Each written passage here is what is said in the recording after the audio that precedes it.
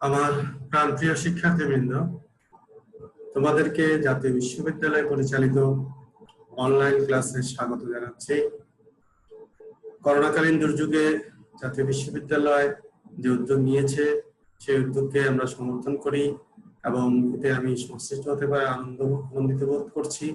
পাশাপাশি জাতীয় বিশ্ববিদ্যালয়কে আমি কৃতজ্ঞতা জানাচ্ছি আমাকে সংযুক্ত করার জন্য এবং তোমাদের জন্য এই ধরনের অনলাইন ক্লাসের ব্যবস্থা করার জন্য। শিক্ষার্থীবৃন্দ, আমরা আজকে আলোচনা করব আধুনিক রাষ্ট্রবিজ্ঞানের আমাদের খুবই পরিচিত দার্শনিক, আধুনিক যুগের দুজন বিখ্যাত দার্শনিক মন্টেস্ক্যু এবং জেএস মিল সম্পর্কে আমরা আলোচনা করব। তাদের রাষ্ট্র দর্শন সম্পর্কে আমরা আলোচনা করব। আশা করি তোমাদের কিছুটা হলে তোমরা এই আলোচনা থেকে উপকৃত হবে। প্রথমে আমি মন্টেস্ক্যু সম্পর্কে আলোচনা করব। ফ্রান্সের দার্শনিক মন্টেস্ক্যু একজন ক্ষমতার স্বতন্ত্রীকরণের জনক হিসেবে, প্রবক্তা হিসেবে পরিচিত, একজন উদারতাবাদী দার্শনিক হিসেবে পরিচিত। রাষ্ট্রচিন্তার জগতে মন্টেস্ক্যুর অবদান রয়েছে এবং তার একটি বিখ্যাত গ্রন্থ দি স্পিরিট অফ লস, এটা রাষ্ট্রবিজ্ঞানের স্টুডেন্টদের খুবই পরিচিত। মন্টেস্ক্যু সম্পর্কে আমরা আলোচনায় যাই। মন্টেস্ক্যু 1679 সালে জন্মগ্রহণ করেন এবং 1755 সালে মৃত্যুবরণ করেন। ইতিহাসের স্মরণীয় একজন দার্শনিক। তার মেধা এবং জ্ঞানের তুলনা নেই, তিনি প্রখর মেধাবী ছিলেন। অল্প বয়সে তিনি ফ্রান্সের সমাজ ব্যবস্থা, রাজনীতি, সরকার, অর্থনৈতিক অবস্থা, ইতিহাস প্রভৃতি বিষয় সম্পর্কে গভীর জ্ঞান অর্জন করেন। তিনি বিভিন্ন দেশে ভ্রমণ করেছিলেন। শিক্ষা সমাপ্ত করার পরে তিনি জ্ঞান অর্জনের জন্য বিভিন্ন দেশে ভ্রমণ করেন, ইউরোপের অনেক দেশে ভ্রমণ করেন এবং সমস্ত দেশের খ্যাতনামা পণ্ডিত, দার্শনিক, সাহিত্যিক, বুদ্ধিজীবী, রাজনীতিবিদদের সংস্পর্শে এসেছেন, নিজেকে সম্পৃক্ত করেছেন,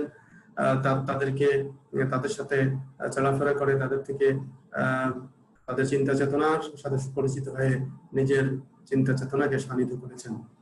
1731 সালে তিনি স্বদেশে প্রত্যাবর্তন করেন এবং পরিপূর্ণভাবে জ্ঞান সাধনায় নিমগ্ন হন। এখানে উল্লেখ করার মতো বিষয় যে মন্টেস্ক্যু এবং তার স্ত্রী ওই অগাধ সম্পত্তির অধিকারী ছিলেন। তৎকালীন সময়ে তিনি শিল্পপতি ছিলেন, সেই দিক থেকে তিনি অনেক ধনী ব্যক্তি ছিলেন বলা যায়। 1755 সালে তিনি মৃত্যুবরণ করেন। মন্টেস্ক্যুর রচনাবলী যদি আমরা দেখি তাহলে সেখানে আমরা দেখব যে অনেকগুলি গ্রন্থ তিনি রচনা করেছেন এবং সেই সমস্ত গ্রন্থে তিনি তৎকালীন আর্থসামাজিক রাজনৈতিক যে করুণ অবস্থা ছিল সেই অবস্থা তিনি তার লেখনীর মাধ্যমে তুলে ধরেছেন। তার উল্লেখযোগ্য গ্রন্থ হচ্ছে the Persian letters, the spirit of laws, consideration on the causes of the greatness and decline of the Rome. আমরা এই গ্রন্থগুলির মধ্যে আরো অনেক গ্রন্থ আছে, এই গ্রন্থগুলির মধ্যে আমরা দি স্পিরিট অফ লসটাই সবচেয়ে পরিচিত আমাদের কাছে। আমরা দি স্পিরিট অফ লস সম্পর্কে সামান্য একটু ধারণা নেওয়ার চেষ্টা করি। মন্টেস্ক্যুর এটা সর্বাপেক্ষা বিখ্যাত গ্রন্থ এবং তিনি এই গ্রন্থে তার রাষ্ট্রচিন্তাকে প্রতিফলিত করেছেন এবং এই গ্রন্থের কারণেই তিনি রাষ্ট্রচিন্তার ইতিহাসে স্থায়ীভাবে নিজেকে প্রতিষ্ঠিত করেছেন। এই গ্রন্থে তিনি আইন ও স্বাধীনতা, শিক্ষা, রাজনীতি, অর্থনীতি, ধর্ম, ক্ষমতা স্বতন্ত্রীকরণ নীতি, সমাজে নারীর অবস্থান, রাষ্ট্র সমাজের অবস্থান, জলবায়ু, পারিপার্শ্বিকতা, রীতিনীতির প্রভাব, রোমান ও সামন্ত আইনের ইতিহাস, অনেক বিষয়, নানা বিষয় সম্পর্কে তিনি এখানে বিস্তৃত আলোচনা করেছেন। তার সমস্ত আলোচনা একটি মাত্র লক্ষ্যে পরিচালিত এবং তা হলো আইনের মর্মোদ্ধার এবং স্বাধীনতার উৎস সন্ধান। তাহলে তিনি স্বাধীনতা আর চেতনাধারী ছিলেন, অর্থাৎ স্বাধীনতার জন্য তিনি লিখেছেন জনগণের স্বাধীনতা, ক্ষমতার স্বতন্ত্রীকরণ, ক্ষমতার স্বতন্ত্রীকরণের ফলে কি হবে, যে ক্ষমতার বিকেন্দ্রীকরণ হবে এবং জবাবদিহিতা বাড়বে এবং জনগণের অধিকার স্বাধীনতা রক্ষা পাবে। এই মতবাদে তিনি বিশ্বাসী ছিলেন। আমরা দেখে নেব মন্টেস্ক্যুর উল্লেখযোগ্য তথ্য।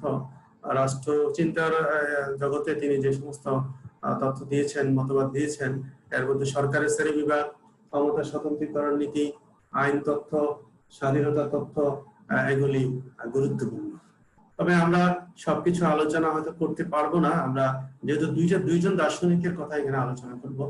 আমরা তোমাদের জন্য যেটা প্রয়োজন পরীক্ষার জন্য সেটা নিয়ে একটু বেশি আলোচনা করার চেষ্টা করব। আমরা আলোচনা করি মন্টেস্কুর ক্ষমতা স্বতন্ত্রীকরণ নীতি। এই নীতিটার জন্য তিনি বিখ্যাত। মন্টেস্কু এই তথ্যের বিজ্ঞানসম্মত বিস্তারিত ব্যাখ্যা প্রদান করেছেন, এই কারণে তার নাম এই তথ্যের সাথে অত্যন্ত ঘনিষ্ঠভাবে সম্পৃক্ত হয়ে আছে। বস্তুত ব্যক্তি স্বাধীনতার পক্ষে মন্টেস্কুর এই মতবাদ ফরাসি বিপ্লবের ভাবগত ভিত্তির এক বিশেষ উপাদান হিসেবে কাজ করে। তিনি কিন্তু ফরাসি বিপ্লবের যে সমস্ত দার্শনিক ফরাসি বিপ্লবে অবদান রেখেছেন, যাদের লেখনীতে ফরাসি বিপ্লব সংগঠিত হয়েছে, নতুন করে প্রাণ পেয়েছে, ফরাসি বিপ্লবের অনুঘটক হিসেবে কাজ করেছে, তার মধ্যে মন্টেস্কু একজন দার্শনিক। এছাড়া ভোল্টেয়ার, রুসো প্রমুখ দার্শনিক ছিলেন। ফরাসি বিপ্লবের বুদ্ধিজীবী হিসেবে বা দার্শনিক হিসেবে তারা তাদের লেখনীর মাধ্যমে বিপ্লবে ভূমিকা রাখার চেষ্টা করেছেন। ক্ষমতা বিভাজন নীতির মাধ্যমে মূলত তিনি ব্যক্তির অধিকার ও স্বাধীনতাকে সংরক্ষণের স্থায়ী ব্যবস্থা করেছেন। এই কথাটা ইম্পর্টেন্ট, আমরা এটা আবার বলি। ক্ষমতা বিভাজন নীতির মাধ্যমে তিনি ব্যক্তির অধিকার ও স্বাধীনতাকে সংরক্ষণের স্থায়ী ব্যবস্থা করেছেন। ব্যক্তির অধিকার ও স্বাধীনতা রক্ষা পাবে কিভাবে? ক্ষমতা বিভাজন করবে। অর্থাৎ আগে তো আমরা ফ্রান্সে বা ইউরোপে মধ্যযুগে বা আধুনিক যুগেও আমরা এই গত লেকচারটা, গত ক্লাসটা আমরা যেটা নিয়েছিলাম যে ফরাসি বিপ্লবোত্তর রাষ্ট্রচিন্তা, সেখানে আমরা দেখেছি ফ্রান্সে ফরাসি বিপ্লব কেন হয়েছে, কিভাবে বিপ্লবের মাধ্যমে স্বৈরাচারী রাজার পতন হয়েছে। তাহলে আগে তো সমস্ত ক্ষমতা স্বৈরাচারী রাজার কাছে ছিল। তাহলে এই স্বৈরাচারী রাজাকে পরাজিত করে বা অপসারণ করে জনগণের হাতে ক্ষমতা নিয়ে আসা বা জনগণের অধিকার রক্ষা করা, প্রতিষ্ঠা করা, এগুলি তো সাংবিধানিক সরকারের মাধ্যমে বা জনগণের নির্বাচিত প্রতিনিধির মাধ্যমে সম্ভব। সেক্ষেত্রে সরকারের যে 3টি বিভাগ আছে, সেই 3টি বিভাগের মধ্যে ক্ষমতার সুষ্ঠু সমন্বয় সাধন করতে হবে। যে কোনো বিভাগ যদি বেশি শক্তিশালী হয়ে যায় বা যে কোনো বিভাগ যদি দুর্বল হয়ে যায়, তাহলে সেখানে ক্ষমতা ভারসাম্য নষ্ট হবে। আইন বিভাগ, শাসন বিভাগ, বিচার বিভাগের ক্ষমতা যার যার ক্ষমতা নির্দিষ্ট করে দিতে হবে। বিশেষ করে দেখা যায় শাসন বিভাগের ক্ষমতা যদি বৃদ্ধি পায় বা শাসন বিভাগ যদি অন্য বিভাগের উপর হস্তক্ষেপ করে, তাহলেও কিন্তু ব্যক্তির অধিকার, স্বাধীনতা সংরক্ষণ সমস্যা হয়ে যায়। সেজন্যই তিনি এই ক্ষমতা স্বতন্ত্র নীতির কথা বলেছেন। ক্ষমতা স্বতন্ত্র নীতির অর্থটা কি আমরা সেটা জেনে নেব। ক্ষমতা স্বতন্ত্র নীতির অর্থ হচ্ছে সরকারের সমগ্র ক্ষমতা 3টি বিভাগের মধ্যে নির্দিষ্ট করে দেওয়া। ক্ষমতা স্বতন্ত্র নীতি হচ্ছে এমন এক ধরনের ব্যবস্থা যেখানে সরকারের 3টি বিভাগ যথা আইন, শাসন, বিচার বিভাগ একে অপরের থেকে আলাদা বা স্বাধীন থাকবে। এক বিভাগ অন্য বিভাগের ক্ষমতা হস্তক্ষেপ বা নিয়ন্ত্রণ করবে না, না করে কি করবে? স্বতন্ত্রভাবে নিজেদের উপর অর্পিত দায়িত্ব পালন করবে। এই নীতি অনুযায়ী আইন বিভাগ আইন প্রণয়ন করবে, যার যে কাজ, আইন বিভাগের কাজ হচ্ছে আইন তৈরি করা, শাসন বিভাগের কাজ হচ্ছে সেই আইন অনুযায়ী শাসন কার্য পরিচালনা করা, বিচার বিভাগের কাজ হচ্ছে আইন অনুযায়ী বিচার কার্য সম্পন্ন করা, নিয়ে বিচার প্রতিষ্ঠা করা, জনগণের অধিকার রক্ষা করা। তাহলে আমরা বুঝতে পারছি যে 3টি বিভাগের ক্ষমতা নির্দিষ্ট করে দিতে হবে, আলাদা করে দিতে হবে, কার কি ক্ষমতা সেটা উল্লেখ করে দিতে হবে, এবং স্বাধীনভাবে স্বতন্ত্রভাবে তারা তাদের ক্ষমতা চর্চা করবে। কেউ কারো বিভাগের ক্ষমতা হস্তক্ষেপ করবে না, কারো কর্মকাণ্ডে হস্তক্ষেপ করবে না, তবে 3 বিভাগের মধ্যে সমন্বয় সাধন করে তাদের কার্যবলিতা সম্পাদন করবে। সুতরাং বলা যায় সরকারের যাবতীয় কার্যাবলীকে প্রধানত 3টি বিভাগের হাতে পৃথক পৃথকভাবে ন্যস্ত করার নীতিকে ক্ষমতা স্বতন্ত্রীকরণ নীতি বলা হয়। আমরা মোটামুটি বুঝতে পেরেছি ক্ষমতা স্বতন্ত্র বলতে কি বোঝায়। আমি তোমাদের সুবিধার জন্য একটু স্লাইডে একটু লিখেও দেওয়ার চেষ্টা করেছি, কারণ লিখে দিলে তোমাদের একটু সুবিধা হবে। তোমরা আমার বর্ণনার পাশাপাশি তোমরা যদি স্লাইডগুলি যদি দেখো তাহলে তোমাদের উপকার হবে। আমি এটা তোমাদেরকে এটা নিশ্চয়তা দিতে পারি বা আমি তোমার কনফিডেন্সের সাথে বলতে পারি যে এই লেকচারগুলি তোমরা ফলো করলে আমার মনে হয় যে তোমরা আধুনিক রাষ্ট্রচিন্তার এই যে কোর্সটা আছে, এই কোর্সটা সম্পর্কে তোমাদের ভালো একটা ধারণা হবে, এবং 10টি ক্লাসের মাধ্যমে তোমাদের মোটামুটি আমি বলবো যে 90% আলোচনা আমি নিয়ে আসতে পেরেছি, এবং তোমাদের যেটা তোমাদের জন্য, তোমাদের জ্ঞানের জন্য বা তোমাদের শিক্ষা পড়ালেখার জন্য এবং তোমাদের সর্বোপরি তোমার পরীক্ষার জন্য খুবই উপকার হবে, খুবই কাজে লাগবে বিষয়টা। ক্ষমতা স্বতন্ত্রীকরণ নীতির উদ্ভব আমরা এখন আলোচনা করি। ক্ষমতা স্বতন্ত্রীকরণের কথা সর্বপ্রথম কিন্তু আমাদের এই যে রাষ্ট্রবিজ্ঞানের জনক সেই অ্যারিস্টটল প্রাচীন গ্রিসের নবরাষ্ট্র যেখানে তিনি জন্মগ্রহণ করেছিলেন, সেই প্রাচীন গ্রিসে অ্যাথেন্সের এরিস্টটল আমাদের রাষ্ট্রবিজ্ঞানের জনক এরিস্টটল রাজ সরকারের ক্ষমতাকে আলোচনামূলক, শাসন সংক্রান্ত এবং বিচার সংক্রান্ত 3 শ্রেণীতে বিভক্ত করেছেন। রোমান আইন বিশারদ সিসেরো এবং পলিবিয়াস উভয়ই ক্ষমতা স্বতন্ত্রীকরণ নীতির কথা উল্লেখ করেছেন। তার মানে এরিস্টটল ক্ষমতা স্বতন্ত্রীকরণের ধারণা দিয়েছেন প্রথমে, তারপরে রোমান আইন বিশারদ তারাও কথা বলেছেন, এই সম্পর্কে ধারণা দিয়েছেন। মধ্যযুগের দার্শনিক মার্সেলিও পাদুয়া ক্ষমতা স্বতন্ত্রীকরণের পক্ষে মত ব্যক্ত করেছেন এবং তিনি বলেন যে শাসন বিভাগ ও আইন বিভাগের ক্ষমতা বিভক্ত হওয়া বাঞ্ছনীয়। ক্ষমতা স্বতন্ত্রীকরণ নীতির আধুনিক প্রবক্তা ফরাসি দার্শনিক জাবোরিন, তাকেই আমরা আধুনিক প্রবক্তা বলে থাকি। তিনি বলেন, একই হাতে যদি আইন প্রণয়ন ও বিচার বিভাগের ক্ষমতা থাকে তাহলে দেশে ন্যায় বিচার থাকে না। তারপরে আমরা দেখি যে ব্রিটিশ রাজনীতিবিদ জন লক ও ক্ষমতা স্বতন্ত্রীকরণ নিয়ে কথা বলেছেন। জন লক ক্ষমতাকে আইন, শাসন ও কূটনীতি সম্বন্ধীয় 3 ভাগে বিভক্ত করে এদেরকে বিভিন্ন হাতে বন্টন করার কথা বলেছেন। ক্ষমতা স্বতন্ত্রীকরণ নীতি সম্পর্কে সবচেয়ে সুস্পষ্ট বিজ্ঞানসম্মত অভিমত ব্যক্ত করেছেন আমাদের এই যে মন্টেস্কু, তাকে ক্ষমতা স্বতন্ত্রীকরণ নীতির জনক বলা হয়ে থাকে। তাহলে আমরা এই নীতিটার উদ্ভব সম্পর্কে কিছুটা ধারণা পেলাম। মন্টেস্কু, তাহলে আমরা বলছি যে মন্টেস্কু হচ্ছে ক্ষমতা স্বতন্ত্রীকরণের জনক, যদিও আরো অনেকেই এতে অবদান রেখেছেন। আধুনিক প্রবক্তা হিসেবে জাবোরিনের কথা বললাম, আমরা মার্সেলিও পাদুয়ার কথা বললাম, আমরা লকের কথা বললাম।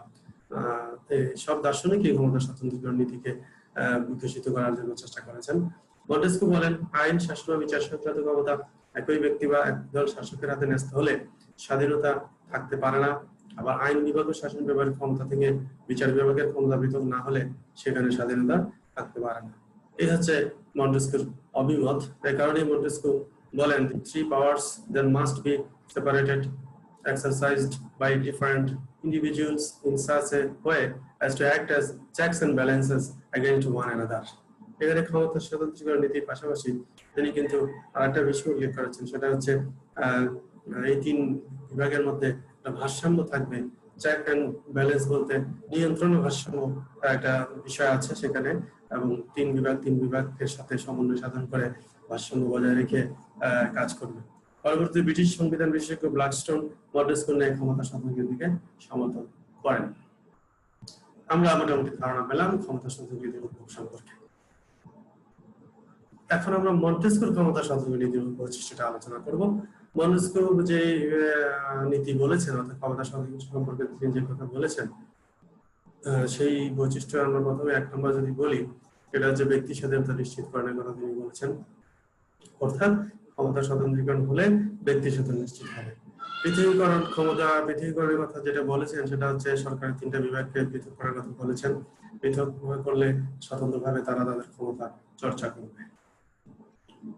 তারপরে আমরা দেখি সমক্ষমতা প্রদান, অর্থাৎ 3টা বিভাগকে তিনি সমানভাবে, মানে একেবারে সমান না করতে না পারলেও মোটামুটি সমানভাবে ক্ষমতা প্রদান করার কথা বলেছেন। 3টা বিভাগের আইন, শাসন, বিচার বিভাগ 3টাই সমক্ষমতা সম্পন্ন হবে, হস্তক্ষেপ মুক্ত হবে। এই অনুসারে একটা বিভাগ আরেকটা বিভাগের কর্মকাণ্ডে, নির্দিষ্ট কর্মকাণ্ডে হস্তক্ষেপ করবে না। যার যেটা নির্দিষ্ট সেটাতে সে করবে, সেখানে অন্য বিভাগ হস্তক্ষেপ করবে না। যেমন আমরা বলতে পারি বিচার বিভাগের কাজ বিচার কার্য সম্পাদন করা, এটা শাসন বিভাগ করতে পারবে না, বা শাসন বিভাগ বিচার কার্য সম্পাদন করলে বিচার বিভাগের স্বাধীনতা নষ্ট হয়ে যাবে। স্বাধীন ক্ষমতা স্বতন্ত্র নীতি অনুযায়ী প্রতিটি বিভাগ তাদের নিজস্ব এখতিয়ারে স্বাধীনতা চূড়ান্ত ক্ষমতা অধিকারী। 3টি বিভাগে স্বাধীনতা ভোগ করবে, স্বাধীনভাবে তাদের ক্ষমতা ব্যবহার করবে। সীমাবদ্ধতা এই নীতি অনুযায়ী প্রতিটি বিভাগের ক্ষমতা কার্যগুলি সীমাবদ্ধ থাকবে, অর্থাৎ সবগুলি বিভাগের কাজগুলি তাদেরকে নির্দিষ্ট করে দেওয়া হবে।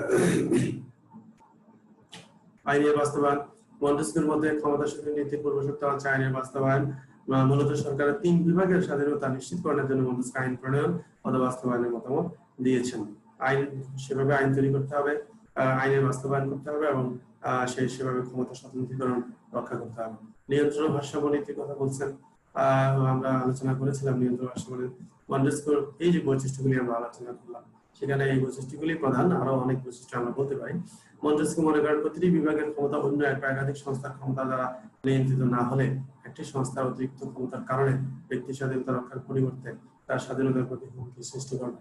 অর্থাৎ যে কোনো একটা বিভাগ যদি অধিক ক্ষমতার অধিকারী হয় তাহলে সে স্বেচ্ছাচারী হয়ে যাবে, সে অন্য দুই বিভাগকে গুরুত্ব দিবে না, তার ফলে অন্য দুই বিভাগ স্বাধীনভাবে কাজ করতে পারবে না এবং আফটার অল ব্যক্তি স্বাধীনতা হস্তক্ষেপ হবে, ব্যক্তির অধিকারে হস্তক্ষেপ হবে। তাছাড়া কোনো বিশেষ বিভাগ অতিরিক্ত ক্ষমতা অধিকারী হলে অন্য কিছু সংস্থার ক্ষমতা সংকুচিত হয়ে পড়বে। মন্টেস্কুর ক্ষমতা স্বাধীন নীতির বৈশিষ্ট্য আমরা আলোচনা করলাম। এখন আমরা কিছু সমালোচনা বলতে হয় প্রতিটা দার্শনিকের প্রতিটা তথ্যেরই কিছু না কিছু সমালোচনা বা মূল্যায়ন রয়েছে। আমরা এখানে মূল্যায়ন করবো না, আমরা সমালোচনা করবো। বাস্তবতা বর্জিত সরকার একটি পূর্ণাঙ্গ সত্তা এবং বিভাগ সমূহ তার অঙ্গ প্রত্যঙ্গ, তাই সরকারি বিভাগের অর্থাৎ সরকারি তিনটে বিভাগকে আসলে আলাদা করা যায় না। দার্শনিক অনেক দার্শনিক সেটা বলছেন যে একটা সরকারটা হচ্ছে একটা পূর্ণাঙ্গ সত্তা এবং একটা জীবদেহের মতো। এখান থেকে আসলে আইন বিভাগ, শাসন বিভাগ বিষয়গুলোকে আলাদা করা সম্ভব নয়। এবং পার্লামেন্টারি ব্যবস্থা আসলে আমরা দেখি যে আইন ও শাসন বিভাগ পরস্পর একে অপরের উপর নির্ভরশীল। আইন বিভাগ থেকেই শাসন বিভাগ গঠিত হচ্ছে, তো সেখানে আসলে একেবারে আলাদা করা সম্ভব নয়। সব ক্ষমতা গ্রহণযোগ্য নয়। সরকার তিনটি বিভাগের সমক্ষমতা একেবারে নিশ্চিত করা সম্ভব নয়। কেননা সকল গণতান্ত্রিক আইনসভা সরকার আইনসভাকে কিন্তু আমাদের রাষ্ট্রীয় পার্লামেন্টারি গভর্নমেন্টের সবচেয়ে সরকারি বিভাগ হিসেবে গণ্য করা, কারণ আইনসভার সিদ্ধান্ত অনুযায়ী সমস্ত কিছু পরিচালিত হয়, রাষ্ট্রীয় গণতান্ত্রিক কার্যক্রম পরিচালিত হয়। ইংল্যান্ডের শাসন ব্যবস্থা সম্পর্কে ভ্রান্ত ধারণা। মন্টেস্কুর মতে ইংল্যান্ডের সংবিধানে ক্ষমতা স্বাতন্ত্র্য নীতি বিদ্যমান, এটা মন্টেস্কু মনে করেছেন, কিন্তু তার এই ধারণা কিন্তু সঠিক ছিল না। প্রকৃতপক্ষে ইংল্যান্ডে তো পার্লামেন্টারি ব্যবস্থা এবং সেখানে আইনসভা নির্বাহী বিভাগের মধ্যে এক অবিচ্ছেদ্য সম্পর্ক বিদ্যমান, যা ক্ষমতা স্বাধীন নীতি সম্পূর্ণ বিপরীত। অচল অবস্থা সৃষ্টির কথা আমরা বলতে পারি যে সরকারের প্রত্যেক বিভাগ যদি নিজ নিজ ক্ষেত্রে সম্পূর্ণরূপে স্বতন্ত্র হয় তাহলে একে অপরের কাছে প্রতিবন্ধকতা সৃষ্টি করবে, একে অপরকে মূল্যায়ন করবে না, একে অপরের সাথে একটা পারস্পরিক যে একটা সম্পর্ক সেটা নষ্ট হয়ে যাবে। ফলে শাসন ব্যবস্থা অচল অবস্থা সৃষ্টি হবে, আমলাতান্ত্রিক জটিলতা বৃদ্ধি পাবে। অনুপযোগী ক্ষমতা স্বাতন্ত্র্য নীতি বাস্তবের কথা প্রবর্তিত হয়নি। এই নীতিটা আসলে সেভাবে কোথাও এখনো প্রচলিত হয়নি। যুক্তরাষ্ট্রের সংবিধান অনুযায়ী প্রবর্তন সত্ত্বেও কার্যত এই নীতির পূর্ণ সম্ভাবনা।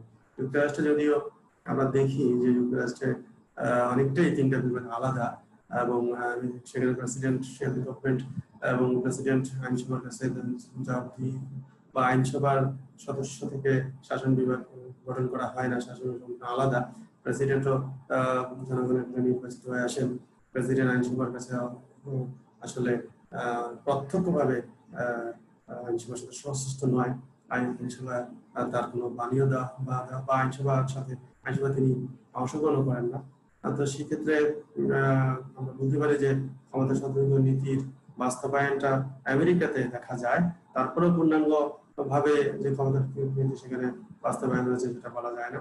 এবং অনেক ক্ষেত্রেই পার্লামেন্টের উপর অনেক কিছু নির্ভরশীল হতে হয়।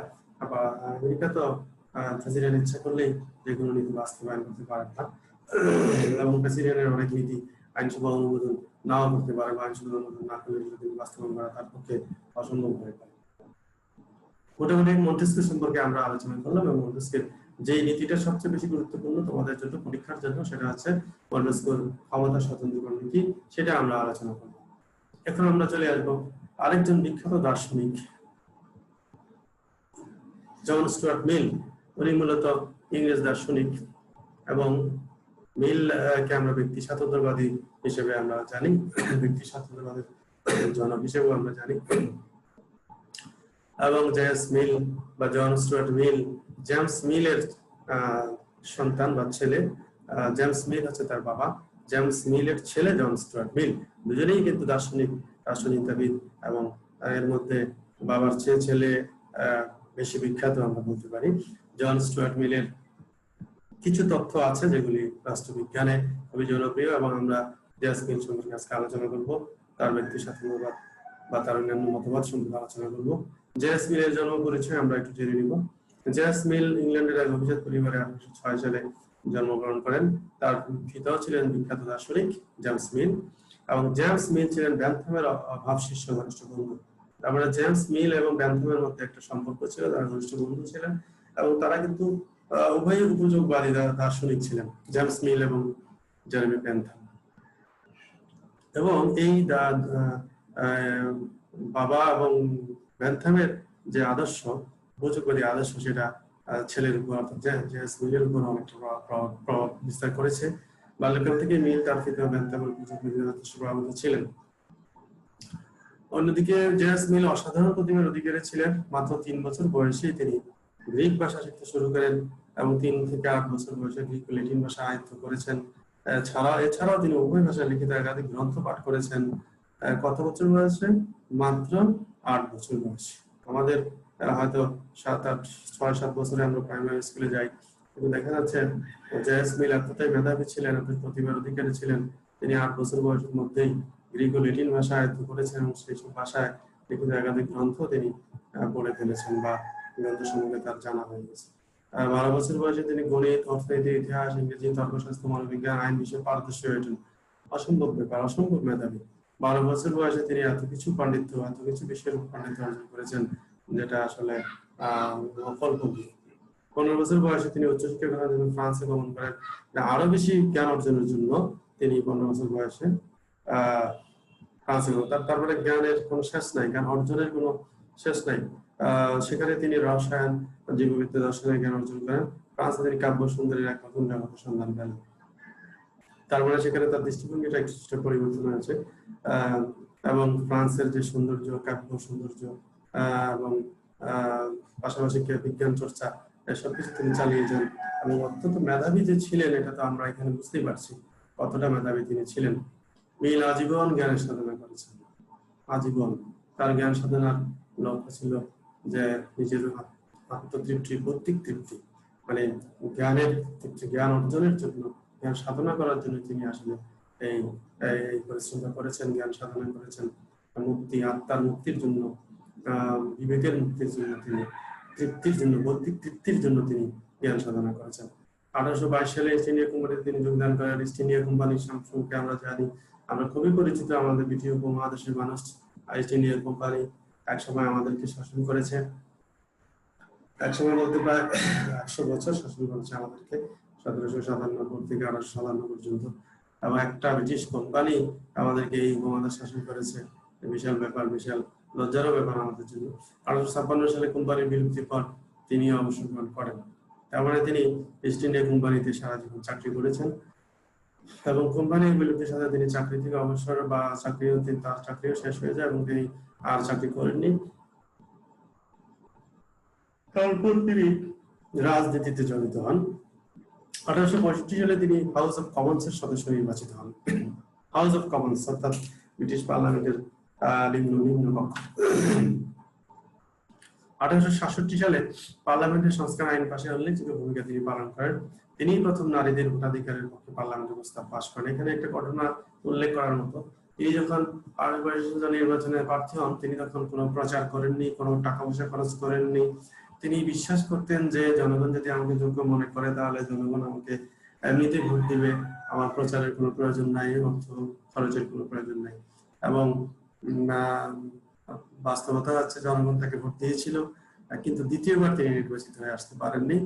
এবং এ প্রসঙ্গে তিনি মন্তব্য করেছিলেন যে প্রথমবার যে আমি নির্বাচনে জয় লাভ করলাম সেটা ছিল অস্বাভাবিক, আর দ্বিতীয়বার যে আমি নির্বাচনে পরাজিত হলাম সেটাই ছিল আসলে স্বাভাবিক। যাই তিনি একটু ভিন্ন চেতনার মানুষ ছিলেন, জ্ঞানী মানুষ ছিলেন, জ্ঞান সাধনা করেছেন। সেখানে তিনি নির্বাচন করবেন, ভোটের জন্য মানুষের কাছে যাবেন, প্রচার করবেন, সেটাতে বিশ্বাস ছিল না। তার যোগ্যতাই তাকে পাশ করাবে বা তিনি সদস্য নির্বাচিত হবেন সেটা বিশ্বাস ছিল। প্রথমবার তিনি নির্বাচিত হয়েছিলেন এবং তিনি পার্লামেন্টে কিন্তু ভূমিকা রেখেছেন। তিনি পার্লামেন্টের সংস্কার আইনের ভূমিকা রেখেছেন। তিনি প্রথম নারীদের ভোটাধিকারের জন্য পার্লামেন্টে প্রস্তাব উত্থাপন করেছেন, যদিও পার্লামেন্টে তার প্রস্তাব পাশ হয়নি, কিন্তু পরবর্তীতে কিন্তু নারীদের ভোটাধিকার পাশ হয়েছে অনেক পরে, 1920 সালের দিকে। 1873 সালে মহান দার্শনিক মৃত্যুবরণ করেন। তাহলে আমরা এই দার্শনিক সম্পর্কে একটা ধারণা পেলাম। এই দার্শনিক কিরকম দার্শনিক? কিন্তু শ্রেষ্ঠ রাষ্ট্রচিন্তাবিদ তিনি। তিনি একাধারে দার্শনিক, রাষ্ট্রচিন্তাবিদ, লেখক এবং রাজনীতিবিদ। তিনি নির্বাচন করেছেন, এমপি হয়েছেন, হাউস অফ কমন্সের সদস্য হয়েছেন। আর দার্শনিক তো অবশ্যই, রাষ্ট্রচিন্তাবিদ অবশ্যই, এবং বিভিন্ন গ্রন্থ তিনি লিখেছেন। জেমস মিল ব্যক্তি স্বাতন্ত্র্যবাদের প্রধান প্রবক্তা। এটা তাকে আমরা নতুন প্রধান প্রবক্তা বলি, ব্যক্তি স্বাধীনতার জনক বলি। তিনি নারী পুরুষের সমান ভোটাধিকার এবং কর্মক্ষেত্র পেশা সমান অধিকারের পক্ষপাতী ছিলেন।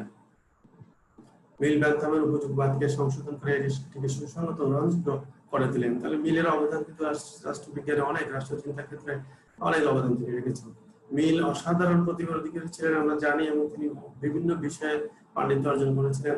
সেজন্য তার আত্মজীবন গ্রন্থ থেকে শুরু করে নানা স্মৃতিকথা রয়েছে এবং বিভিন্ন গ্রন্থ তিনি রচনা করেছেন।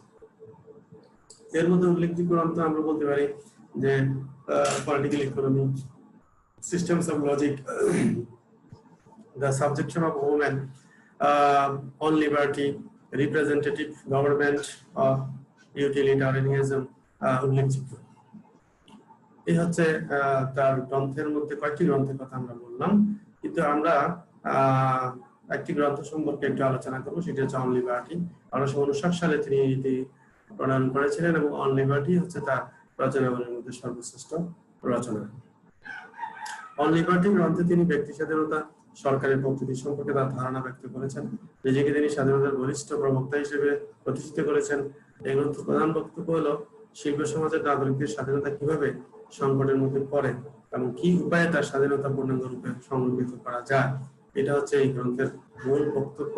অর্থাৎ আমি আবার বলি, শিল্প সমাজের নাগরিকদের স্বাধীনতা কিভাবে সংকটের মধ্যে পড়ে, অর্থাৎ সেই যে পুঁজিবাদী শিল্প পুঁজিবাদের বিকাশ ছিল, সেই ব্রিটেনে শিল্প বিপ্লবের ফলে পরবর্তী যে পুঁজিপতি শ্রেণী গড়ে উঠেছে, সেইখানে নাগরিকের স্বাধীনতা নাগরিক কিভাবে শোষিত হচ্ছে এবং কি উপায়ে তার স্বাধীনতা রক্ষা করা যায়, সেটা হচ্ছে এই গ্রন্থের মূল বিষয়। উল্লেখ্য যে মিলের জীবন সঙ্গিনী হ্যারিয়েট টেলর একজন নারীবাদী লেখক ছিলেন। গ্রন্থটি প্রণয়নে তার স্ত্রীর সংশ্লিষ্টতা ছিল।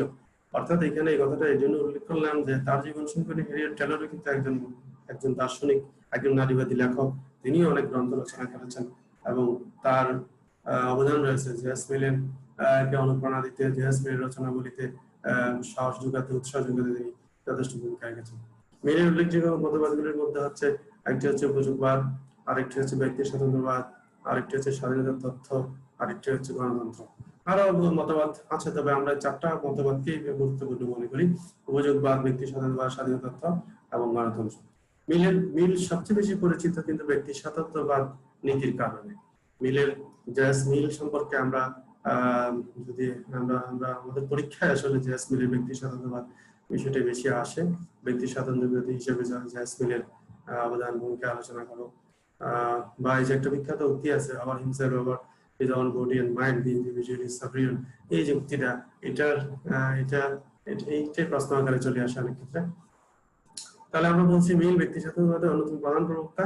মিলের বিখ্যাত উক্তিটা হচ্ছে কি, over himself over his own body and mind, the individual is sovereign. অর্থাৎ ব্যক্তি তার নিজে দেহ এবং তার মনের উপর সার্বভৌম।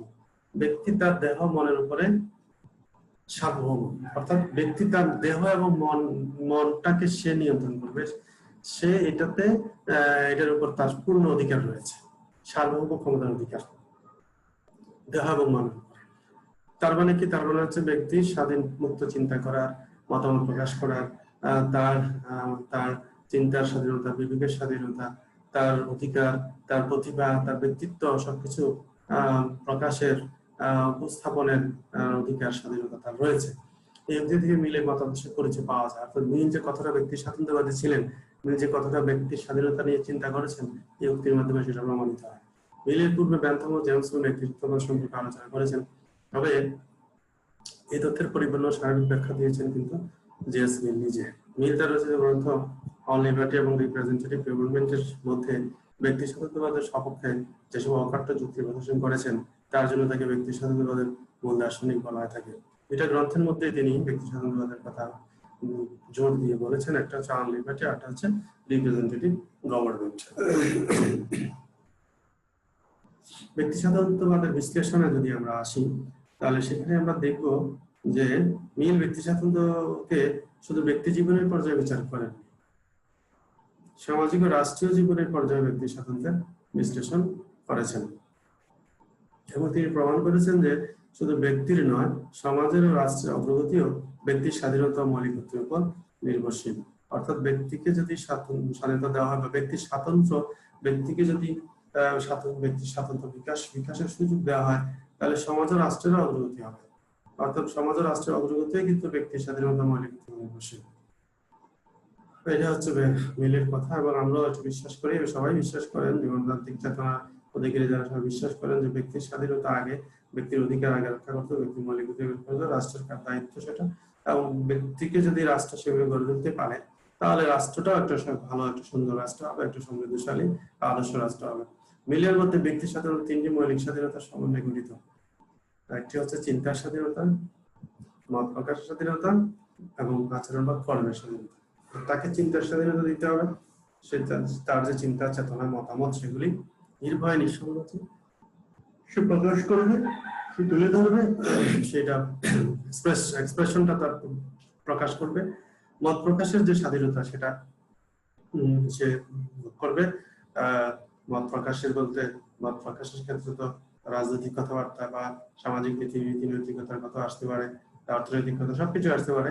বিভিন্ন বিষয়ে সে মত প্রকাশ করতে পারে, বিভিন্ন বিষয়ে সে মতামত দিতে পারে, বিভিন্ন রাষ্ট্রীয় বিভিন্ন কর্মকাণ্ড সম্পর্কে সে সমালোচনা করতে পারে। আচরণ বা কর্মের স্বাধীনতা দিতে হবে, তার কর্মের স্বাধীনতা সে কি করবে, সে তার পেশা, তার মুক্ত চিন্তা, তার আচরণ, তার কর্মকাণ্ড, এগুলি স্বাধীনতা তাকে দিতে হবে। এসব স্বাধীনতার বিশ্লেষণ প্রসঙ্গে তিনি পরিষ্কারভাবে ঘোষণা করেন যে যেসব স্বাধীনতা একান্তভাবে শুধু সংশ্লিষ্ট ব্যক্তির মঙ্গল অমঙ্গলের সাথে জড়িত, সেসব স্বাধীনতা ভোগ করার ব্যাপারে ব্যক্তির উপরে অন্যদের হস্তক্ষেপের কোনো অধিকার নেই। এখানে একটা কথা তিনি বলছেন যে যেসব স্বাধীনতা একান্তভাবে শুধু সংশ্লিষ্ট ব্যক্তির সাথে জড়িত, ব্যক্তির মঙ্গল অমঙ্গলের সাথে জড়িত, সেসব স্বাধীনতা ভোগ করার ব্যাপারে ব্যক্তির উপর অন্যদের হস্তক্ষেপের তেমন কোনো সুযোগ নেই। কিন্তু যেসব স্বাধীনতার অধিকার ব্যক্তির নয়, অন্যদের অধিকারও স্পর্শ করে, সেগুলির ক্ষেত্রে ব্যক্তি অবাধ অধিকার দাবি করতে পারে না।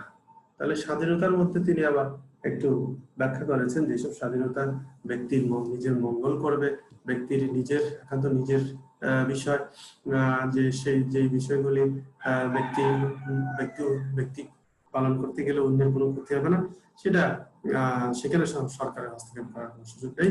কিন্তু যেসব স্বাধীনতার কারণে ব্যক্তি অন্যদের অধিকারকে স্পর্শ করবে, সেগুলির ক্ষেত্রে ব্যক্তি অবাধ অধিকার দাবি করতে পারে না, সেখানে রাষ্ট্র হস্তক্ষেপ করবে।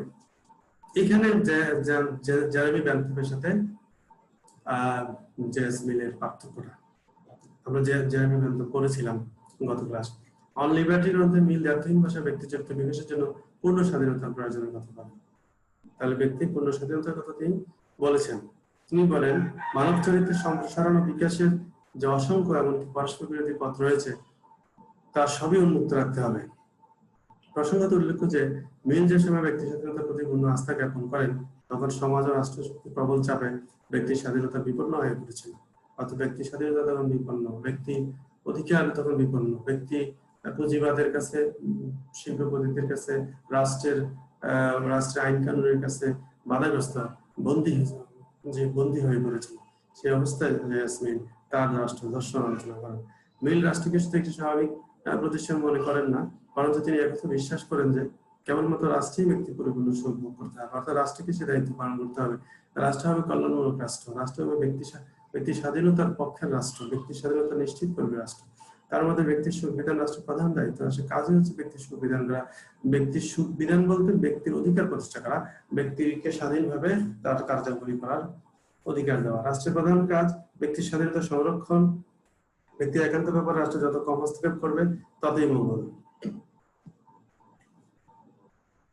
মিল প্রতিটি ব্যক্তির চিন্তা স্বাধীনতা, মত প্রকাশের স্বাধীনতা সম্পর্কে এক ঐতিহাসিক কথা বলেছেন। আমরা সেই কথাটা একটু জেনে নেব। তিনি বলেন মাত্র একজন ব্যতীত সমগ্র মানব জাতির মত যদি একরকম হয় এবং ওই একজনের মত যদি ভিন্ন হয়, তাহলে ওই এক ব্যক্তি যেমন ন্যায়ত সমগ্র জাতির মতকে স্তব্ধ করে দিতে পারে না, তেমনি সমগ্র মানব জাতিও ওই এক ব্যক্তির মতকে স্তব্ধ করে দিতে পারে না। এই কথাটা আমি আবার বলি। তিনি যেটা বলতে চাচ্ছেন যে মাত্র একজন ব্যতীত সমগ্র মানব জাতির মত যদি একদিকে হয়, একটা বিষয় যদি একমত পোষণ করেন আর একজন ব্যক্তি যদি ভিন্ন মত পোষণ করেন, তাহলে ওই একজন ব্যক্তির মতকে সমগ্র মানব জাতি স্তব্ধ করে দিতে পারে না। অর্থাৎ এই কথার কিন্তু বিশাল গুরুত্ব। অর্থাৎ এই কথা আমাদের তিনি বোঝাতে চাচ্ছেন একজন ব্যক্তি একা যদি একদিকে যায় আর সারা বিশ্ব যদি অন্যদিকে যায়, তাহলে এক ব্যক্তির মতকেও শ্রদ্ধা করতে হবে, এক ব্যক্তির মতকে স্তব্ধ করে দেওয়া যাবে না, তার মত প্রকাশের স্বাধীনতার সুযোগ দিতে হবে। আবার বলা হচ্ছে ওই এক ব্যক্তি কি করতে পারবে না, সমগ্র জাতির মতকে স্তব্ধ করে দিতে পারবে না। এমনও হতে পারে যে এক ব্যক্তি কিন্তু সমগ্র জাতির দণ্ডমূলের কর্তা। এক ব্যক্তি বলতে স্বৈরাচারী রাজা হতে পারে, স্বৈরাচারী শাসক হতে পারে, সর্বাত্মকবাদী রাষ্ট্রের শাসক হতে পারে, নাগরিকতান্ত্রিক রাষ্ট্রের শাসক হতে পারে।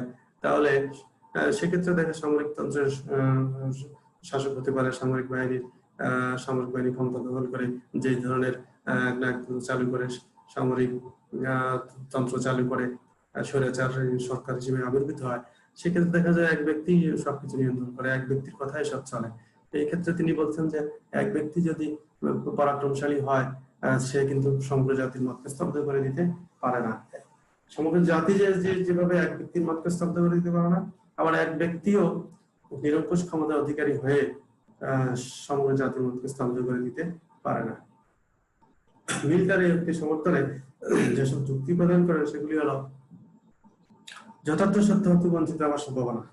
অর্থাৎ তিনি যে এই উক্তিটার ব্যাখ্যা দিতে গিয়ে তিনি বললেন, গায়ের জোরে যদি কোনো মতামতকে চাপা দেওয়া হয়, তাহলে যথার্থ সত্য থেকে বঞ্চিত হওয়ার সম্ভাবনা থাকে। গায়ের জোরে কোনো মতামতকে চাপা দেওয়া যাবে না। কোনো একটি মতামতের পেছনে অধিকাংশ লোকের সমর্থন থাকলেই এটা যে নির্ভুল হবে, অভ্রান্ত হবে, তারও কোনো কারণ নেই। সবাই ম্যাক্সিমাম ব্যক্তি হয়তো ভুল করতে পারে, মিলিয়ন মতো সমর্থনকারীদের সংখ্যার আধিক্যই কোনো মতবাদের নির্ভুলতার মাপকাঠি হতে পারে না। অর্থাৎ সমর্থনকারীদের সংখ্যা দেখেই কিন্তু মতবাদের নির্ভুলতা প্রমাণ করা যায় না। একজন ব্যক্তির মতবাদও কিন্তু নির্ভুল হতে পারে, অশুদ্ধ হতে পারে, ভালো কল্যাণকর হতে পারে। পরস্পর বিরোধী মতবাদের দ্বন্দ্ব। মিল বিশ্বাস করেন কোন একটি সত্যবোধ যখন তার বিরোধী মিথ্যা মতবাদের সঙ্গে প্রতিদ্বন্দ্বিতা করে তার সত্যতা প্রমাণ করতে সক্ষম হয়, একমাত্র তখনই তা যথার্থ সত্যের প্রতিষ্ঠা লাভ করে। অতএব যে মতবাদ সত্য তার নিজস্ব স্বার্থে তার বিপরীত মতবাদকে জোরপূর্বক দমন করা উচিত নয়। অর্থাৎ এটা অর্থ হচ্ছে যে সমাজ যদি একটা মতবাদই থাকে, তাহলে তো বিরোধী মতবাদের কোনো সুযোগ থাকে না, এবং বিরোধী মতবাদ কি মিথ্যা না সত্য, বিরোধী মতবাদ যুক্তিকতা কি, সেটা তো বুঝার কোনো উপায় থাকে না। যদি পরস্পর বিরোধী মতবাদ সমাজে প্রচলিত থাকে, সেক্ষেত্রে জনগণ যাচাই করতে পারবে কোন মতবাদটা সত্য, কোন মতবাদটা গ্রহণযোগ্য। তো সেজন্য তিনি বলতেছেন, কোনো একটি সত্য মতবাদ যখন তার বিরোধী মিথ্যা মতবাদের সঙ্গে প্রতিদ্বন্দ্বিতা করে তার সত্যতা প্রমাণ করতে সক্ষম হয়, একমাত্র তখনই তা যথার্থ সত্য হিসেবে প্রতিষ্ঠা লাভ করে। অতএব যে মতবাদ সত্য তার নিজস্ব স্বার্থেই তার বিপরীত মতবাদকে জোরপূর্বক দমন করা উচিত নয়। পারস্পরিক সহযোগিতা ও সহনশীলতা। মিল বলেন, প্রতিদ্বন্দ্বিতার কোনো পক্ষই যথার্থ নির্ভুলতার একচেটিয়া অধিকার দাবি করতে পারে না। অর্থাৎ কোনো পক্ষই নিজেকে সম্পূর্ণভাবে নির্ভুল দাবি করতে পারে না। তার মধ্যে উভয় পক্ষে সত্য মিথ্যা উভয় রয়েছে। অতএব উভয় পক্ষের পারস্পরিক সহযোগিতা সহনশীলতার মাধ্যমে সত্য যতটা সঠিক ও সার্থকভাবে প্রতিফলিত হতে পারে, দ্বন্দ্ব বা বলিদের মাধ্যমে তা হতে পারে না। তাহলে পারস্পরিক সহযোগিতার কথা তিনি বলেছেন, গণতন্ত্র তো সেটা বিশ্বাস করে পারস্পরিক সহযোগিতা সহনশীলতার মাধ্যমে এগিয়ে যেতে হবে, এবং প্রতিদ্বন্দ্বী গোষ্ঠীগুলিকে বিদ্যমান রেখেই সেটা বাস্তবায়ন করতে হবে, এবং দ্বন্দ্ব বা বৈরিতার মাধ্যমে কোনো শান্তি আসবে না। সহযোগিতা সমাজের মাধ্যমে সত্য এবং সার্থকভাবে প্রতিফলিত হবে। এখন আমরা আসি মিল কিন্তু আরেকটি গুরুত্বপূর্ণ কথা বলছেন, যেটা হচ্ছে ব্যক্তির কার্যাবলীকে তিনি দুই ভাগে ভাগ করছেন, এবং খুব সুন্দর কথা তিনি বলেছেন এখানে, যে একটা হচ্ছে আত্মসম্পর্কিত কার্যাবলী, একটা হচ্ছে অপর সম্পর্কিত কার্যাবলী। কিছু কিছু কাজ আছে যেটাকে মিল বলতেছেন ব্যক্তির আত্মসম্পর্কিত কার্যাবলী, আবার কিছু কিছু কাজ আছে সেটা হচ্ছে অপর সম্পর্কিত কার্যাবলী। আমরা একটু ব্যাখ্যাটা করে নিই। মিলের মধ্যে যেসব কাজের দ্বারা একমাত্র কার্য সম্পাদনকারী ছাড়া অন্য কারো স্বার্থ বিঘ্নিত হয় না, সেসব কাজ থেকে তাকে বিরত করা যায় না। অর্থাৎ যতক্ষণ পর্যন্ত একজনের কোনো কাজ আরেকজনের স্বার্থের পরিণতি না হয়, ততক্ষণ তাকে সে কাজ করার অধিকার থেকে বঞ্চিত করা যাবে না। ব্যক্তির একান্ত নিজস্ব কাজে রাষ্ট্রের হস্তক্ষেপ নিষিদ্ধ। এই কথাটা জেরেমি বেন্থাম বলেছিলেন, কিন্তু বেন্থাম আবার একটু ভিন্নভাবে বলেছিলেন। বেন্থাম যে শুধু আনন্দ বা সুখের মানদণ্ড দিতে বলেছিলেন, কিন্তু মিল এটাকে আরো ব্যাখ্যা করে বলেছেন যে ব্যক্তির কিছু কাজ আছে যেটা আত্মসম্পর্কিত কাজ, এবং এই আত্মসম্পর্কিত কাজ থেকে ব্যক্তিকে বিরত রাখা যাবে না। ব্যক্তির যতক্ষণ পর্যন্ত ব্যক্তির এই কাজগুলি অন্যের স্বার্থকে বিঘ্ন না করে ততক্ষণ পর্যন্ত ব্যক্তি এই কাজগুলি করতে পারবে, সেগুলিকে আত্মসম্পর্কিত কাজ বলতে পারে। এখন আত্মসম্পর্কিত কাজ বলতে আমরা যদি বলি যে ব্যক্তি তার চিন্তা চেতনার জন্য, তার বিবেকের জন্য সে প্রচুর পড়াশোনা করতে পারে, জ্ঞান অর্জন করতে পারে, তার আনন্দের জন্য সে গান শুনতে পারে, সে সাহিত্য পড়তে পারে, ছবি দেখতে পারে, এটা তার আত্মসম্পর্কিত কাজ।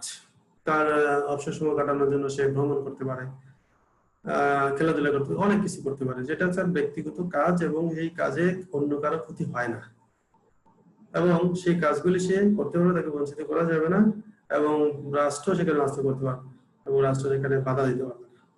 সে মনে মনে অনেক কিছু চিন্তা করতে পারে, সেই চিন্তা সে প্রকাশও করতে পারে, এতে কেউ বাধা দেওয়ার কোনো সুযোগ নাই, যদি সেটা রাষ্ট্র বিরোধী না হয়, সমাজ বিরোধী না হয়, সেক্ষেত্রে তো সেটা বাধা দেওয়ার কোনো সুযোগ নেই। এটা হচ্ছে মিলের কথা, গণতন্ত্রের কথা এটাই। অপরসম্পর্কিত কার্যাবলী, অপরসম্পর্কিত কার্যাবলী হচ্ছে ব্যক্তির কিছু কিছু কাজ আছে যে সমস্ত কাজগুলি করলে সে অপরের সাথে বিঘ্নিত করতে পারে, অর্থাৎ নিজের খেয়াল খুশি মতো কাজ করার অধিকার ব্যক্তিকে দেওয়া যাবে না।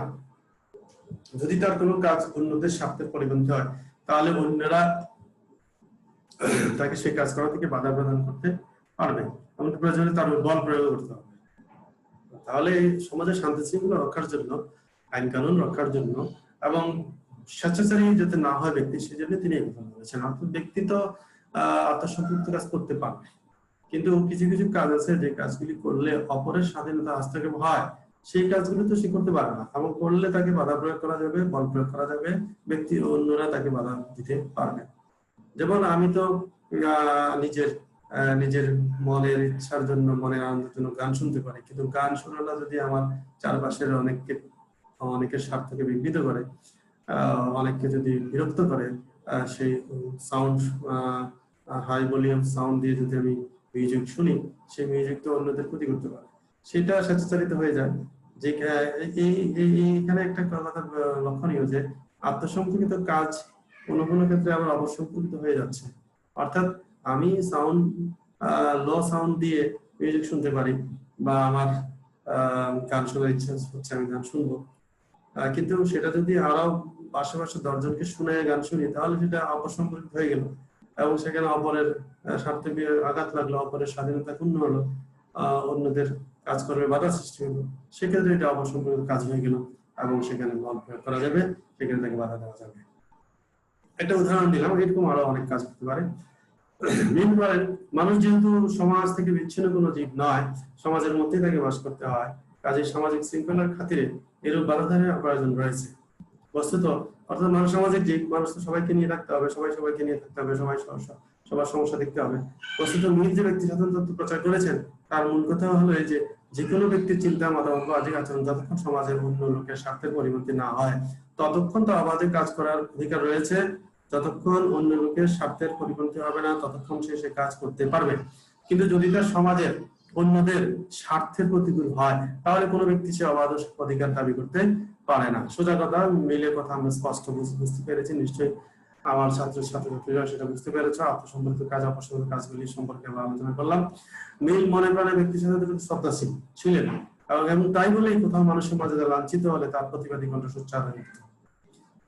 এই জন্য নিগ্রো দাসপ্রথার বিরুদ্ধে তিনি প্রবল প্রতিবাদ জ্ঞাপন করেন।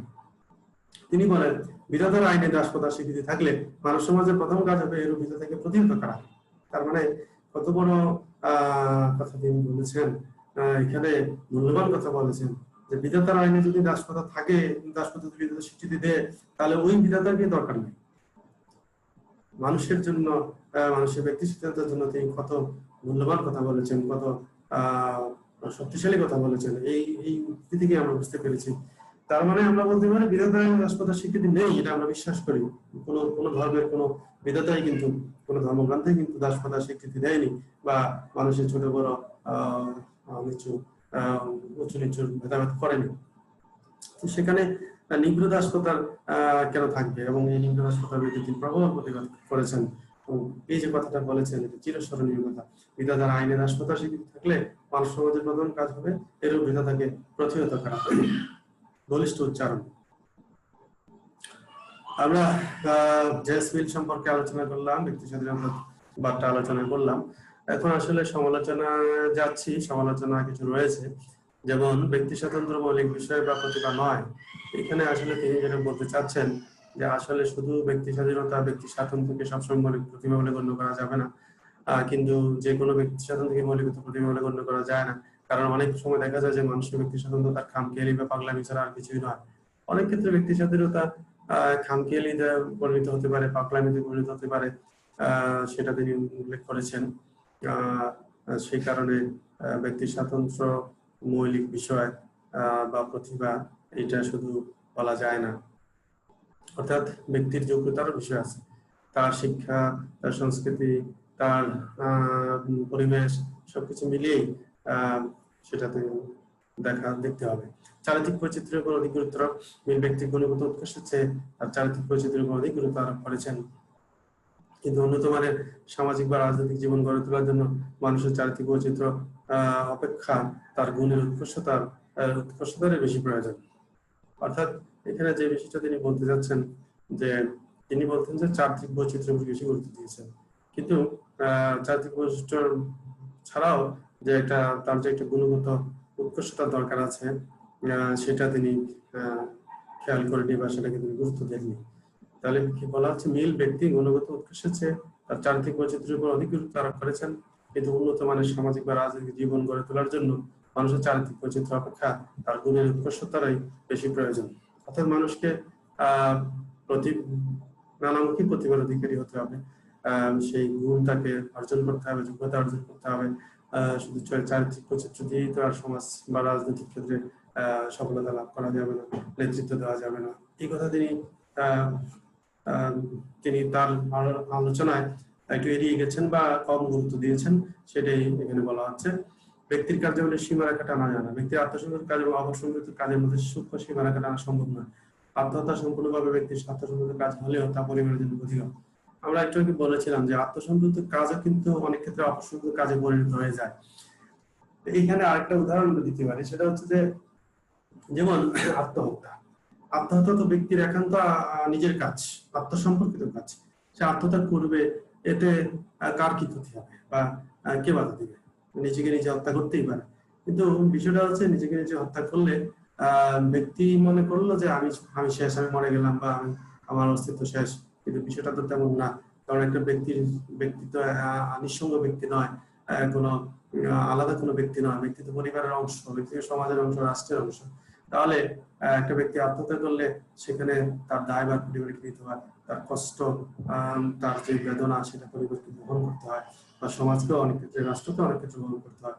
সে যদি রাষ্ট্রনায়ক হয়, সে যদি রাজনৈতিক নেতা হয়, সে যদি সমাজ সংস্কারক হয়, তাহলে তো সমাজের উপর, রাষ্ট্রের উপর প্রভাব পড়বে।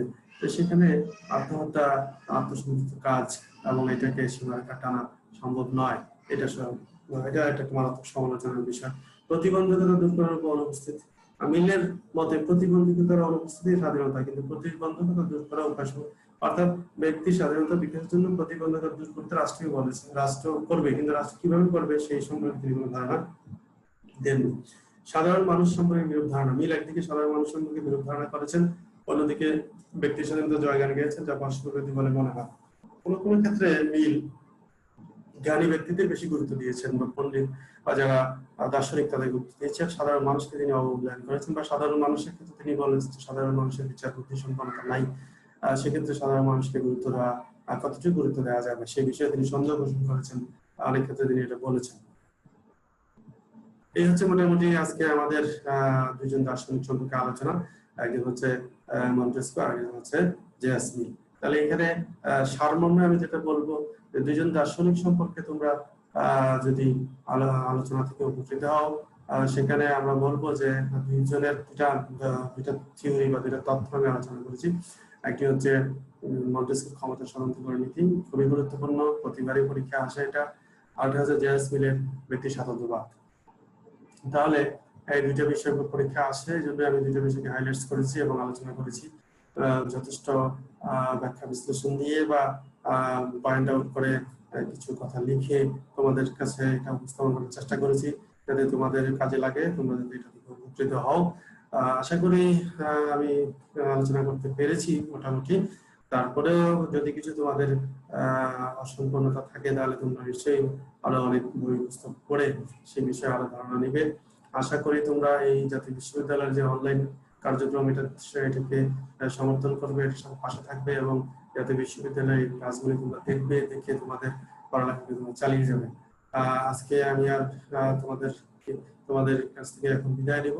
আজকে আর কথা বলবো না, আজকে লেকচার এখানে শেষ করছি। পরবর্তীতে আরেকটি লেকচার নিয়ে আমরা আসবো। ধন্যবাদ জানাচ্ছি তোমাদেরকে, সাথে সাথে জাতীয় বিশ্ববিদ্যালয় কর্তৃপক্ষকে। তোমরা সবাই সুস্থ থাকো, নিরাপদে থাকো, সুন্দর থাকো, এবং এই করোনাকালীন এই দুর্যোগ মোকাবেলার জন্য স্বাস্থ্যবিধি মেনে চলো। সবাই ভালো থাকো। খোদা হাফেজ।